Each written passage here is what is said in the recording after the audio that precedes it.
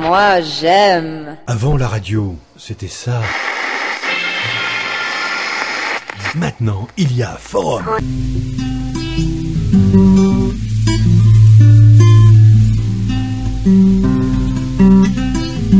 Forum FM 105.8, la radio des droits de l'homme.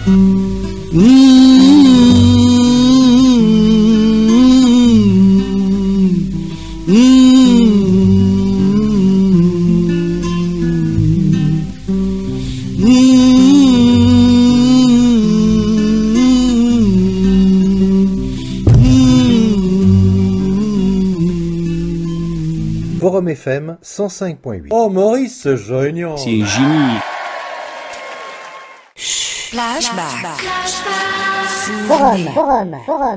Forum FM 105.8.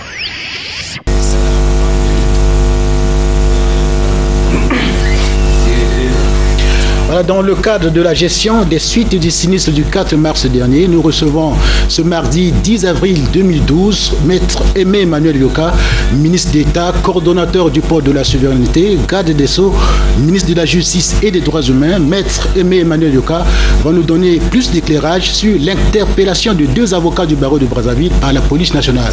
Monsieur le ministre d'État, bonsoir. Bonsoir. Monsieur le ministre d'État, les Congolais ont appris que deux avocats du barreau de Brazzaville, en l'occurrence Maître Hervé Malonga et Gabriel Ombessa, ont été interpellés par la police nationale. Que s'est-il passé exactement, monsieur le ministre d'État? Bon, je l'ai appris aussi, puisque je vis à Brazzaville. Mais je vais d'abord saisir cette occasion pour dire deux choses.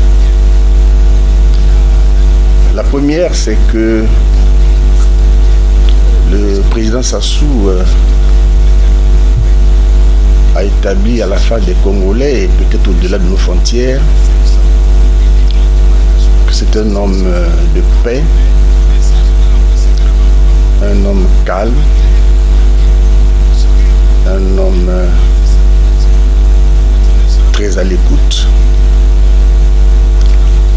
Ce sont des qualités qui sont, à mon avis, à mettre au crédit de la bonne gouvernance. Mais il faut aussi noter que toutes les qualités ont leurs défauts. Donc il faut savoir interpréter les signes des temps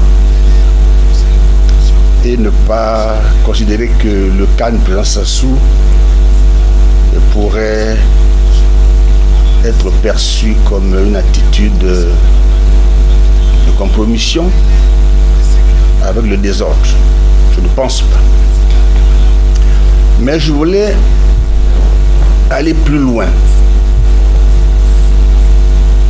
Puisque vous parlez de l'interpellation de deux avocats,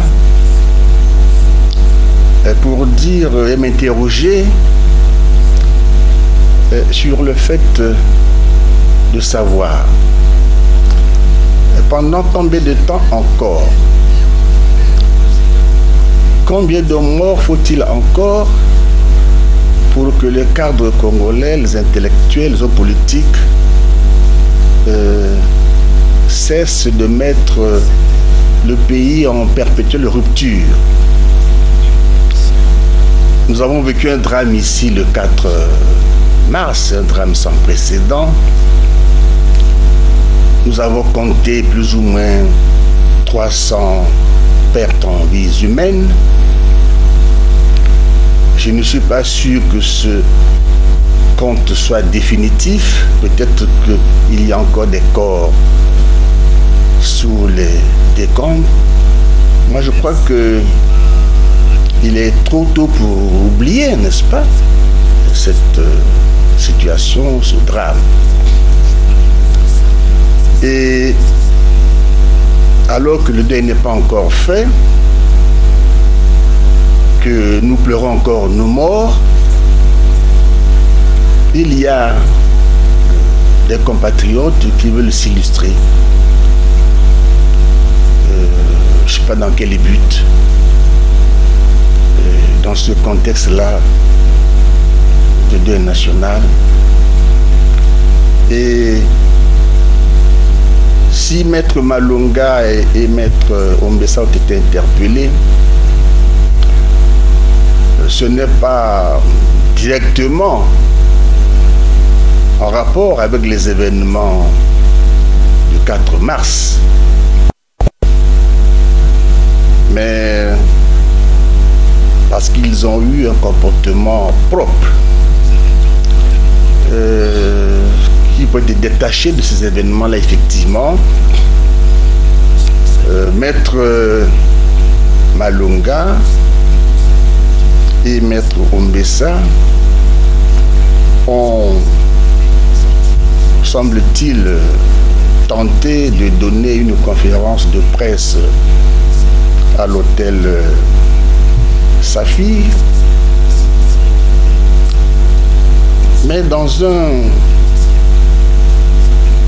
un esprit qui n'est pas tout à fait appréciable. Sur les renseignements qui m'étaient parvenus à ce moment-là, j'étais pas à Brazzaville, mais j'ai su que Maître Malonga avait organisé cette conférence de presse à l'hôtel Saphir et qu'il aurait envisagé de la tenir uniquement devant un public composé de nos compatriotes de l'ethnie Téké. Alors, qu'est-ce que cela voulait dire? Un avocat qui veut donner une conférence de presse et qui veut s'adresser à un auditoire précis. Et franchement, ça m'a un peu troublé. Pourquoi vouloir singulariser la tribu Téké? Est-ce que la tribu Téké a un problème dans la nation et avec qui? Seul Maître Malonga pourrait répondre à cette question troublante. Donc, ils n'ont pas pu tenir cette conférence de presse à l'hôtel Saphir. Et sont déportés dans la maison du colonel Tchourou, donc dans un camp militaire. Mais Maître Malonga est avocat, Maître Ombessa aussi ne peut pas ignorer que l'introduction dans un camp militaire, dans un bâtiment militaire, dans un aéronef militaire, un navire militaire ou simplement dans un bivouac est incriminé par la loi comme étant le crime d'atteinte à la sûreté extérieure de l'État. Je les renvoie au code pénal, c'était écrit comme je vous le dis. Effectivement, on a trouvé Maître Malonga dans une maison, dans un camp militaire. Il n'avait pas à y être. Je vous dis, la loi dit, même dans un bivouac, quand les militaires sont en race campagne, sous leur tente, quand vous y allez, vous tombez sous le coup de la loi. Et la loi est à cet égard sévère. Il s'agit du crime d'atteinte à la sûreté extérieure de l'État. Voilà pourquoi Maître Malonga et Maître Ombessa ont été interpellés parce qu'on les a trouvés dans un camp militaire.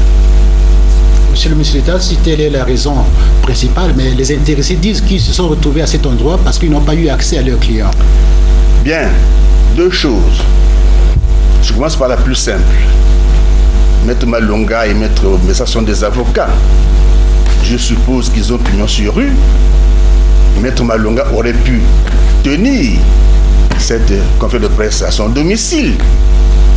Il n'est quand même pas sans domicile fixe, Maître Malonga. Ni Maître Ombessa, je suppose. Ils auraient pu aller à leur domicile, tranquillement, inviter qui souhaitait inviter, tenir leur discours. En ces lieux-là, ils n'avaient rien à faire dans un camp militaire. C'est tout. Accès à leurs clients. De quel client s'agit-il? Et à quel stade de la procédure? S'il s'agit du colonel Tchourou, Colonel Tsuru n'est pas inculpé, il n'est pas prévenu, il n'est pas cité à comparaître, il est au stade d'une enquête administrative. Je souhaiterais qu'au sortir d'ici, ou plus tard, Maître Malonga et Maître Mbessa me disent sur quelles dispositions de la loi ils sont appuyés pour dire qu'à ce stade de la procédure, de l'enquête, nous avons le droit d'assister notre client. Il n'est pas inculpé, il n'est pas prévenu. Je ne comprends pas cette intrusion à ce stade de la procédure de Maître Malonga et de Maître Mbessa dans cette affaire. Monsieur le ministre d'État, au sujet de cette affaire, il faut l'appeler ainsi, l'interpellation de la deuxième personnalité du Conseil national de sécurité, en l'occurrence le colonel Marcel Tsuru, dont la rue s'est emparée, monsieur le ministre d'État. Relève-t-elle cette interpellation de la procédure administrative ou bien juridictionnelle, monsieur le ministre? D'abord, le colonel Tsuru n'est pas le seul officier supérieur qui a été interpellé. Ils sont 3 ou 4 qui sont dans cette situation. Maintenant que le colonel Tsuru doit être un peu plus actif, plus opérationnel, et qu'il ait cru devoir ce stade comme avocat, c'est son droit le plus absolu. Et donc, il n'est pas le seul à être interprété. Maintenant, vous avez raison de souligner sa qualité particulière qui est celle de second du Conseil national de sécurité. Mais ça ne change rien aux choses. Il s'agit d'une enquête qui porte sur des faits. Et je l'ai dit dans une déclaration pas très longtemps à la presse, lorsqu'on est saisi des faits, l'enquêteur instrumente sur les faits, les choses, donc, et les hommes qui sont en rapport avec les faits. Donc, s'il se trouve que le colonel Tsuru a eu un rapport plus ou moins lointain avec les faits, on l'interroge, on l'entend. Ce n'est pas dire qu'il est coupable, qu'il est responsable. C'est simplement des vérifications qu'on opère. Ça aurait pu être également un ministre de la République qui aurait été en rapport avec les faits. Il aurait été lui aussi interpellé, interrogé, entendu par la commission. Sauf que cela constitue à ce stade-là une présomption de culpabilité. Ils sont tous présumés innocents. Monsieur le ministre d'État, au sujet de ces interpellations, il y a une certaine opinion qui pense qu'il s'agit d'une atteinte aux droits de l'homme. Que pensez-vous? Oh, écoutez, laissez les droits de l'homme tranquille. Hein? Les droits de l'homme ont beau dos dans ce pays. Tout est prétexte. Donc on doit laisser la nation se déliter, le deux s'installer, l'État se décomposer et au nom de l'ordre des droits de l'homme. Les droits de l'homme, justement, sont garantis et promus par l'État. Et l'État, il gère la société, la cité au moyen des lois. On les applique. On a l'ordre, on ne les applique pas, on les désordre. Et chaque désordre, il n'y a plus ni État ni société. Non, il n'y a pas... J'ai entendu, je crois, un avocat dire à RFI qu'il y aurait au Congo une atteinte aux droits de l'homme. Je dis à cet avocat que sur la question des droits de l'homme, le Congo n'a de leçons à recevoir de personne, ni à l'intérieur, ni à l'extérieur du territoire. Et notre pays a été élu, plébiscité, je devais dire, le 19 mai 2011 à New York et a été ainsi admis comme membre du Conseil de sécurité des Nations Unies. Comité des droits de l'homme, pardon, des Nations Unies. Quelle référence voulez-vous que nous donnions sur la qualité de notre politique des droits de l'homme? L'avocat qui l'a dit ce matin, je crois que peut-être une radio. Quand on l'écoute, c'est pas si vous la connaissez, la radio, quand on l'écoute, et tous les matins, tous les soirs, ce qui est déversé sur les autorités dépasse l'entendement. Est-ce qu'il a été inquiété? Pas du tout. Parce que dans ce pays, on respecte la liberté d'expression. Il n'y a au Congo aucun détenu politique, aucun détenu d'opinion. Donc, les grands pas des droits de l'homme dans cette affaire-là, c'est la diversion. Monsieur le ministre d'État, nous profitons de votre présence sur ce plateau pour vous poser cette question parce que il y a quelques semaines en arrière, vous avez communiqué au sujet de l'enquête que le gouvernement a ouverte. Monsieur le ministre d'État, à ce jour, à quel niveau se trouve l'enquête? L'enquête suit son cours. C'est la formule consacrée. C'est une affaire difficile, compliquée. Il n'y a pas de témoin direct. Il s'agit d'y mettre de la méthode. Et cela prendra le temps qu'il faudra, pas plus que nécessaire, mais pour être tranquille, les enquêteurs sont à pied d'œuvre et le moment venu, naturellement, les conclusions seront rendues publiques. Oui, monsieur le ministre d'État, vous parlez tout à l'heure de maître Hervé Malonga et Gabriel Ombessa qui sont présentés comme les avocats du colonel Marcel Tourou. Comment se sont-ils constitués comme avocats du colonel Marcel Tourou? Bien, en situation normale, c'est le client qui fait la démarche. Il a un problème avec la justice, soit comme défendeur, soit comme demandeur, et il s'adjoint les services d'un avocat. Dans ce cas précis, c'est pas ce qui s'est passé. Est-ce que c'est M. Tourou qui a fait la démarche ou c'est maître Malonga qui a fait la démarche? Dans ce dernier cas, c'est une faute lourde. Le racolage est interdit par les règles de la profession. Mais ce que je dois vous dire, c'est que maître Malonga, depuis 2008, ne figure plus au tableau de l'ordre des avocats du Congo. Depuis 2008. Donc, il n'a plus le droit de plaider comme avocat devant les tribunaux nationaux. Le bâtonnier qui est le responsable de l'organe disciplinaire des avocats a écrit aux juridictions pour leur signaler le fait et demander que Maître Malonga ne soit pas admis devant les tribunaux pour plaider. Cette situation est pour le moins embarrassante pour le colonel Tourou parce qu'il a causé un avocat qui n'en est plus un depuis 2008. Donc nous parlons, je répète, Maître Malonga n'est plus inscrit au tableau des avocats du Congo.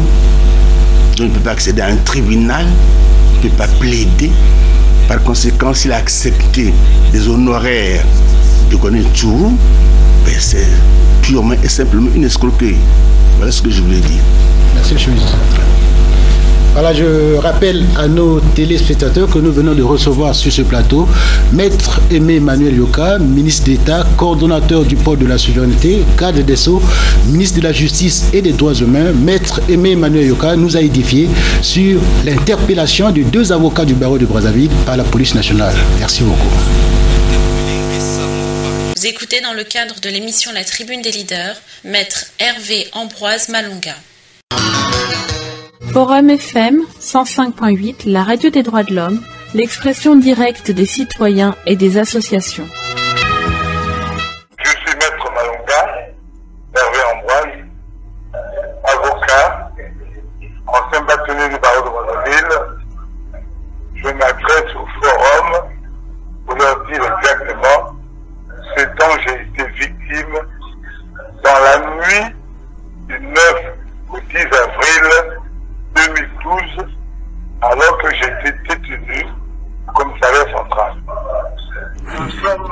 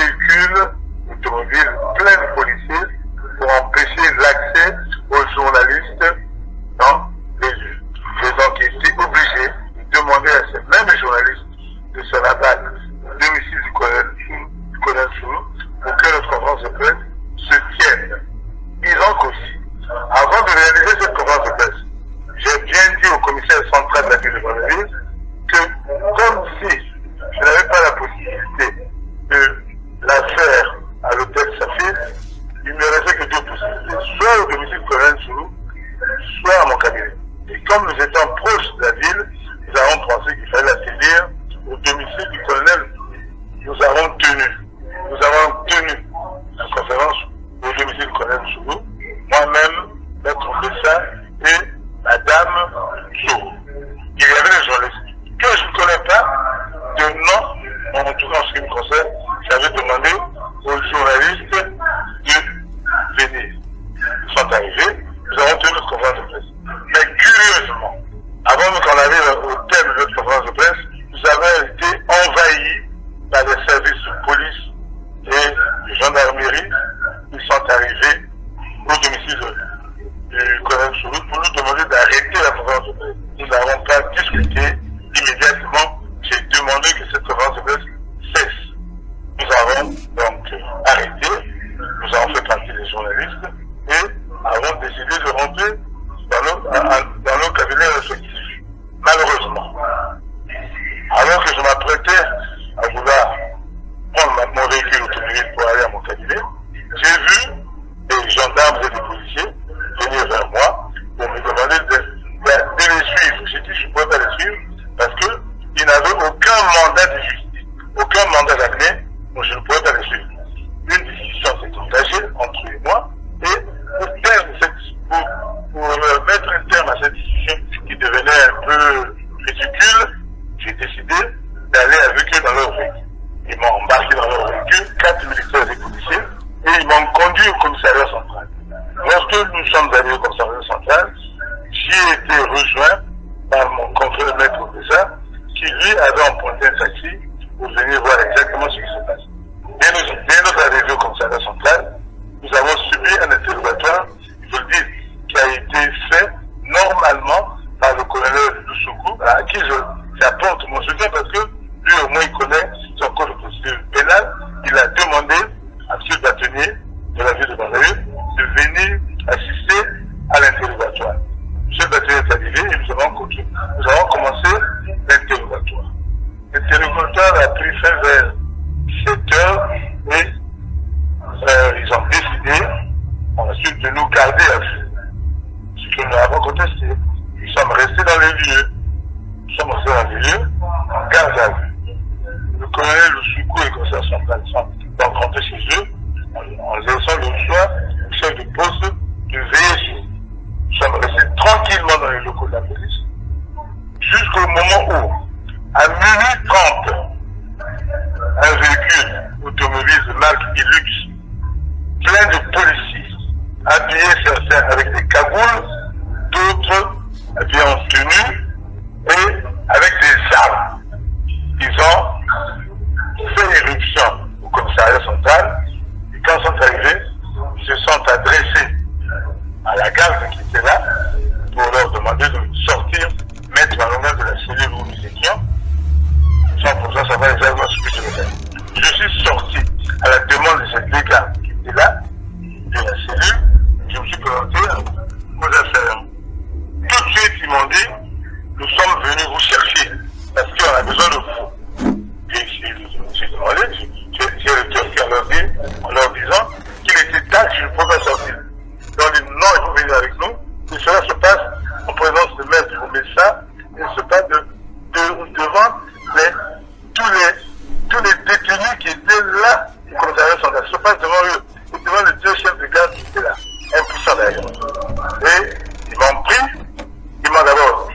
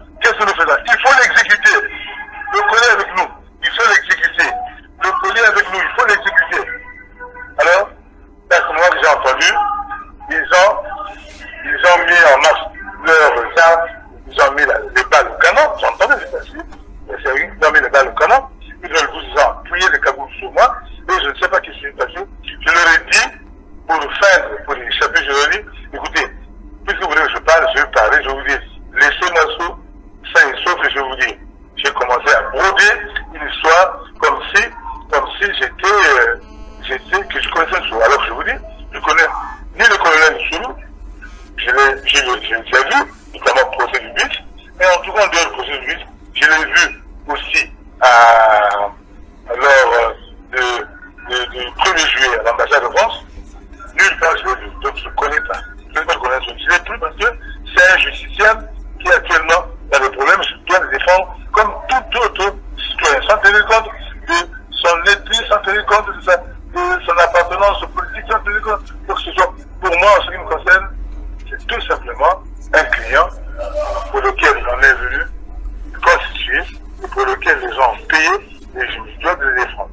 Alors, c'est à ce moment que, finalement, quand je l'ai prévenu une histoire en disant, voilà, ils m'ont donné 15 millions, et tout ceci, ils m'ont demandé de faire cela, je leur ai prévenu une histoire. Dormez de vous, hein. Ils dit, bon, d'accord, on va continuer cette enquête, on te ramène au commissariat. Et quand ils m'ont ramené au commissariat, il était 2h30 du matin. Mais les coups qui m'ont fait subir, il n'y a que moi qui le sais. C'était mon 8 ou 9, ils m'ont fait subir des coups pour me demander de parler. Pendant au moins 1 heure, ils m'ont fait subir des coups, me demander de parler. D'ailleurs, au moment où je parle, je pense que le poison qu'ils m'ont mis commence à faire des effets parce que j'ai mal au pied, j'ai mal au bras, et quand la face, je crois que la face est tentée de pouvoir prendre une dimension qui n'est pas la mienne, qui n'est pas celle qu'elle a d'ordinaire. Donc je dis, le poison qui m'a mis, je crois, commence à produire ses effets. C'est pour cette raison que hier, lorsqu'on m'a transféré à la maison d'arrêt, je me suis fait examiner par le infirmier-major, à qui j'ai expliqué ce qui m'est arrivé. Et je demande tout de suite qu'un médecin me vienne au secours, parce que je risque de perdre ma vie, parce que, en tout cas, je profite de cette occasion de dire, si jamais on arrive quelque chose, en tout cas, c'est de ce pouvoir-là. Je n'ai jamais sauvé le Soudan, je commence à suivre aujourd'hui, mais si jamais il arrive quelque chose, c'est ce pouvoir qui en est responsable. Voilà le récit malheureux des faits que j'ai subis, et nous avons été par la suite présentés au juge d'instruction, qui a pris un mandat de dépôt, qui nous a passé à la maison d'arrêt. Pour en finir. Forum FM 105.8, la radio des droits de l'homme, l'expression directe des citoyens. Vous écoutez dans le cadre de l'émission La Tribune des leaders, Maître Hervé Ambroise Malonga. Et sa femme, c'est à peine que je la connais, et mieux encore, monsieur le ministre. Vous dites qu'on serait poursuivi pour avoir attenté à la sécurité de l'État. Monsieur le ministre, mais je ne vous l'apprends pas, l'atteinte à la sécurité de l'État, la sécurité de l'État, c'est pas ça, monsieur le ministre. Est-ce que vous pouvez me dire, que le domicile de monsieur Soulou est dans une caserne comme vous dites? Le domicile n'est pas dans une caserne. Autour du domicile de monsieur Soulou, il y a bien des domiciles. Il y a même des sociétés qui sont installées autour de ce domicile. Il y a des écoles privées. Alors, monsieur le ministre, ces domiciles-là ne sont pas tous ces domiciles de fonction. Et encore, monsieur le ministre, si c'est un domicile de fonction, mais à ma connaissance, le Soulou a déjà été relevé de ses fonctions. Donc, il n'a plus le droit de vivre dans un domicile privé. Pour moi et pour mes collègues, mes confrères, nous y sommes allés parce que nous savions pertinemment qu'il s'agissait que ce n'est plus un domicile de fonction, mais c'est plutôt le domicile du colonel Soulou, un domicile privé. Mieux, qu'est-ce qu'on appelle caserne, monsieur le ministre? Est-ce que vous pourriez définir, vous, qu'est-ce qu'on appelle caserne? À ma connaissance, une caserne, c'est un établissement public où on dépose des munitions, des armes de guerre, dans le même domicile. Est-ce que vous l'avez inquiété il y a peut-être 4 mois, 5 mois? Il avait tenu une conférence de presse dans ce domicile. Quand vous êtes inquiété, alors, en ce moment-là, ce n'est plus une caserne militaire qui pouvait la tenir. Quand vous êtes avocat, maintenant vous dites que c'est une caserne militaire, même chez lui. Ne rabaissez pas le débat, faisant le débat ce soir. Moi, je suis prêt à prendre ce que nous allons pour venir nous donner cette opinion. Parce que tout simplement, vous n'êtes pas même de faire un débat ce soir. Alors, monsieur le ministre, si vous voulez que les Congolais nous suivent, ayez le courage de faire un débat avec moi, un débat télévisé à la télévision pour qu'on parle de ce dossier, pour qu'on parle de votre façon de faire. En tout cas, c'est ce que moi je propose de faire une plainte contre vous, vos diplomates.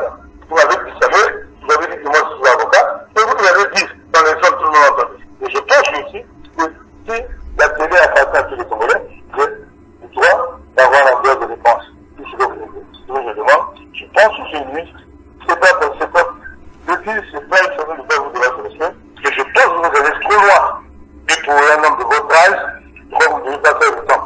Si vous voulez qu'on fasse ce débat, appelez la télévision pour qu'on fasse le débat. On fait le débat, tout le monde nous a aussi. Un débat télévisé, vous savez moi, je suis prêt à le faire. À défaut, je vais les instructions à la télévision pour que je fasse un bon débat. Voilà ce que je voulais dire aussi. Hervé. Oui. Bon, écoute, je viens de recevoir par mail la correspondance du vice-bâtonnier du barreau de Paris, correspondance qu'il a adressée au président de la République, Denis Sassou Nguesso. Je me permets de te le lire pour que tu sois informé des actions qui sont menées à l'extérieur en ta faveur. Monsieur le Président, Paris le 11 avril 2012.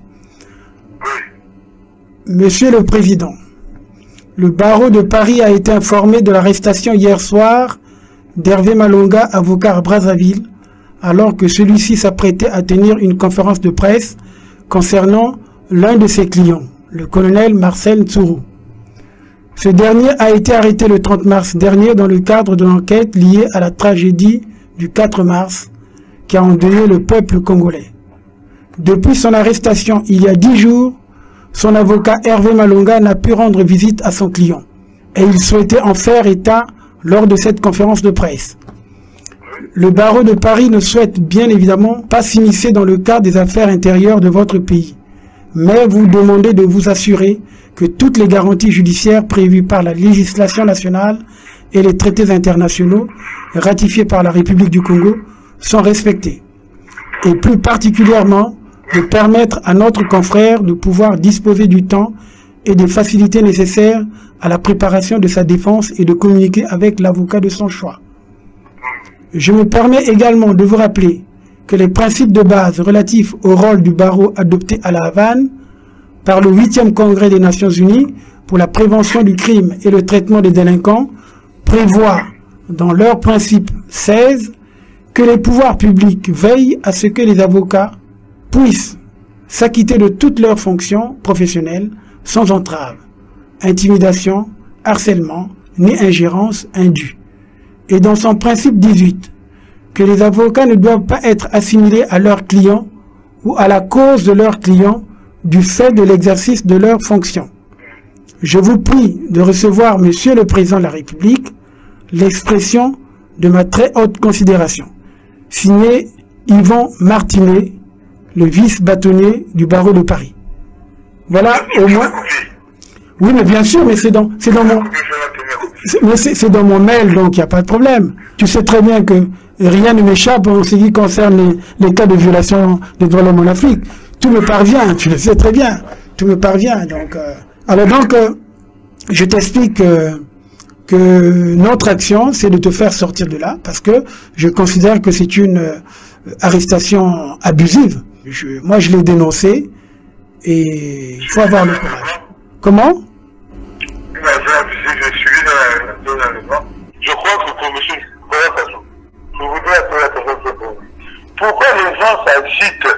Pourquoi les gens ont peur de ce dossier de ce président? C'est donner la possibilité à tout le monde de s'exprimer pour savoir, les Congolais veulent savoir exactement ce qui s'est passé. Faisons des choses en appliquant les règles du droit. Je vous ai démontré que je me suis privé pour preuve. Selon la tenue qu'on va de presse, plusieurs mois là-bas, cela n'a pas donné lieu à contestation. Alors, il s'agit des avocats qui vont tenir qu'on va de presse parce qu'ils ne peuvent pas avoir accès à leurs clients. En ce moment-là, on dit que c'est une cassette. Bon, donc vous dites aussi, qu'est-ce que vous dites maintenant des droits de l'homme qui sont maintenant installés dans l'immeuble où il était le conseil constitutionnel. Alors là aussi, donc, c'est une caserne. C'est les droits de l'homme, le chef des droits de l'homme, les droits de l'homme semble-t-il maintenant transférés là où se trouvait l'ancien conseil constitutionnel. Et là, c'est une caserne. En plus, ça c'est véritable, vous direz aussi, donc vous installez le chef des droits de l'homme dans une caserne militaire. Et alors, je crois que je ne comprends pas. Personne ne vous comprendra. Et aujourd'hui, j'ai été devant le juge d'instruction. Mon confrère aussi a été devant le juge d'instruction. Nous avons fait cette interrogation en deuxième comparaison. Nous avons déposé des demandes de mise en liberté pour nous. Nous osons croire que les demandes vont être accueillies de manière favorable parce que les infractions qui nous sont reprochées, nous une personne vide, comme le pense le ministre de la Justice, elle n'existe pas. Je suis avocat. Nos missions ne veut pas dire l'État égal à la régulation.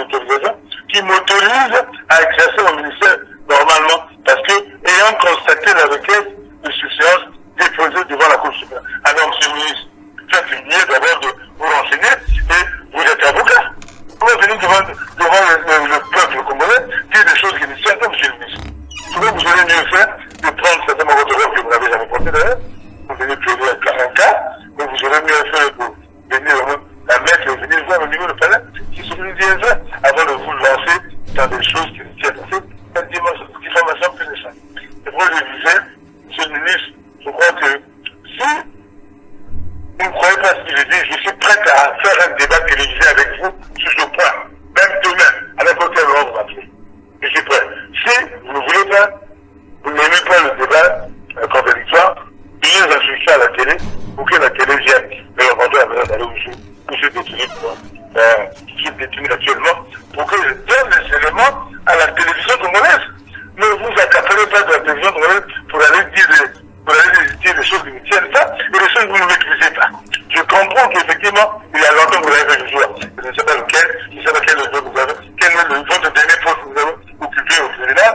Vous avez fait, certainement vous avez été greffier, magistrat, mais enfin, ma connaissance d'avocat, je vous ai jamais vu porter le vêtement. En tout cas, moi, je suis avocat, je le resterai. C'est pas parce qu'un ministre passe, parce qu'un ministre passe à la télé pour dire qu'il est avocat. C'est pas vous de confession, non. C'est pas vous qui l'avez nommé avocat. Je ne suis pas avocat de vous. Et je ne dépends pas de vous. Il faudrait que vous le sachiez, monsieur le ministre. Nous sommes une position libérale. Je l'exerce comme je veux, je prends le client que je veux. Alors, je crois que j'en ai terminé, c'est tout dit, et j'attends que monsieur le ministre me réponde. Moi, j'attends récemment le débat contradictoire, que le peuple congolais nous suive. Parce que trop c'est trop. Alors, je disais à monsieur le président de la République Sassou de bien regarder. Parce que vous avez un problème, vous avez dit, à voir ils sont autour de vous. Les souris qui vous rangent sont autour de vous, tout autour, sous vos pieds. Ils ne sont pas loin, ils sont sous vos lits. Parce que c'est ce que vous avez dit à l'époque. Une souris, quand elle rentre à la maison, celle qui est habituée à la maison, elle serait là où vous cachez votre fromage.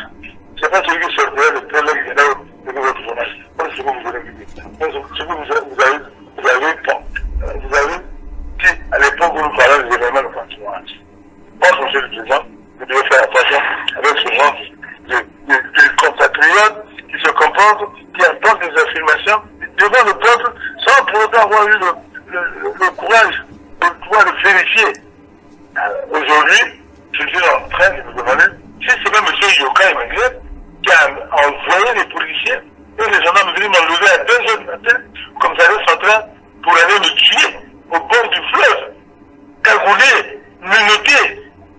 Parce que si un ministre a le courage de venir prendre de l'insanité de ce genre à la télévision, il ne pourrait pas venir dire aussi, il donnait des ordres de manière obscure, on arrive à exécuter quelqu'un.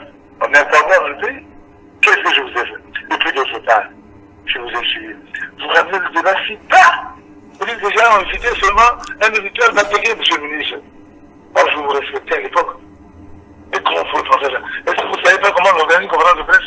Quand on organise une conférence de presse, on appelle seulement les gens qui l'ont connaissent. Une conférence de presse, lorsqu'on a besoin de journalistes, on va mettre sur une affiche à la maison de la presse où on dit une conférence de presse sera donnée gratuite et à laquelle devront prendre part les journalistes étrangers et les journalistes nationaux. Un point clair, on ne sait pas savoir si les journalistes sont participer. Maître Hervé, est-ce qu'on peut arrêter? Est-ce qu'on peut arrêter parce que là, oui? Non, mais tu as tout dit, je pense que l'essentiel pour moi, qui t'assiste comme avocat? Qui t'assiste comme avocat? Moi j'entends, mon avocat, moi? Oui. C'est tout le barreau. Ah. Ils sont en grève, hein, tu es au courant? Oui. Les avocats sont graves. Oui, je suis. Comme sur le trottoir, hein. Je suis au courant. C'est pour cela justement je soutiens ta cause et je veux rendre public l'intégralité de cet entretien, c'est normal. J'en parlerai, ne t'en fais pas. On peut mettre fin à cet entretien et à la prochaine. Merci. Bon courage. Bon courage. Et d'ailleurs, je crois que les avocats de Paris vont arriver aussi. Oui, bien sûr. C'est le cas par exemple de Maître Char. Et comme je t'ai dit tout à l'heure, la correspondance que le vice-bâtonnier du barreau de Paris, comme il indique, je pense que eux, par tradition, le barreau de Paris va déléguer justement un avocat pour t'assister. Ça, c'est la tradition des barreaux francophones. Si on leur donne l'autorisation, parce que avec le système actuel qui est devenu un système tout à fait dictatorial, hein, nous sommes dans l'ère de la tyrannie. Donc, c'est... Oui, bien sûr. Donc, ça m'étonnerait qu'ils aient leur visa. Déjà, bon, On fait comme ça. Voilà, on fait comme ça, merci. Nous sommes ça va. Merci. Allez, merci. Tout est passé, non? Non, mais non, tout est passé, ne t'en fais pas. De toute façon, nous menons le combat pour instaurer l'état de droit au Congo. C'est pas pour favoriser les gens qui veulent confisquer le pouvoir. En démocratie, il n'y a pas la confiscation du pouvoir. Donc, notre combat, c'est celui-là. Il faut que les gens aillent aux urnes correctement, qu'il y ait une alternance dans le pays. Il n'y a pas un camp qui va garder le pouvoir. Je ne manquerai pas de pouvoir le suivre convenablement Oui. pour informer mon client.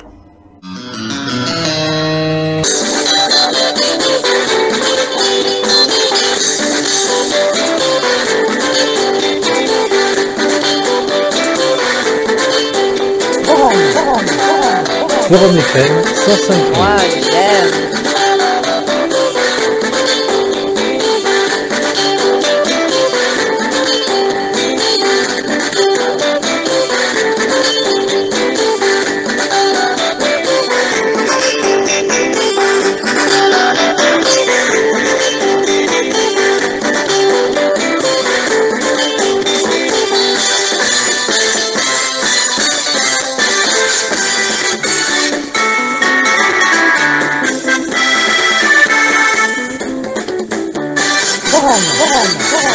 Forum FM 105. Moi, j'aime.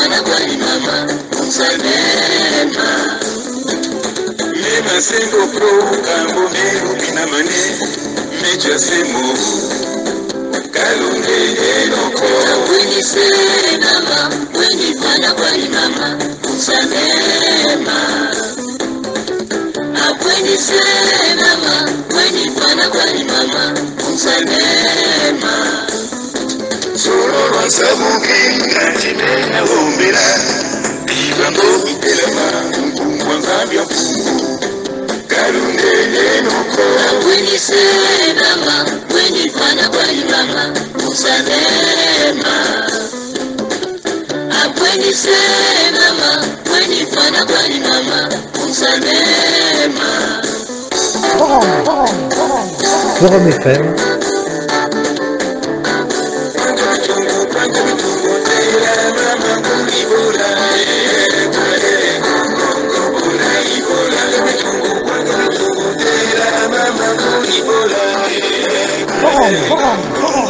Forum FM 105. Moi, j'aime.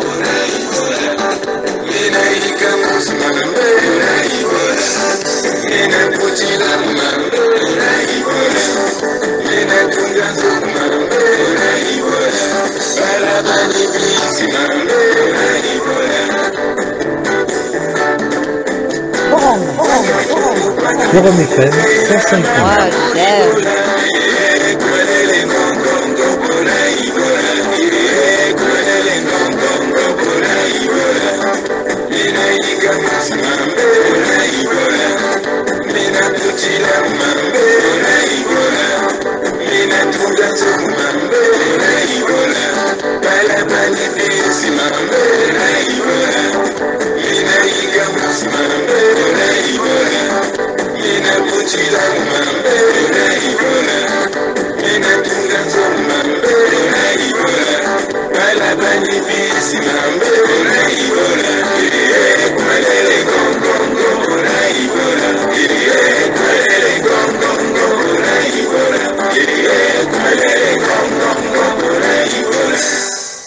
Forum FM 105.8. Oh Maurice Joignan. C'est génie.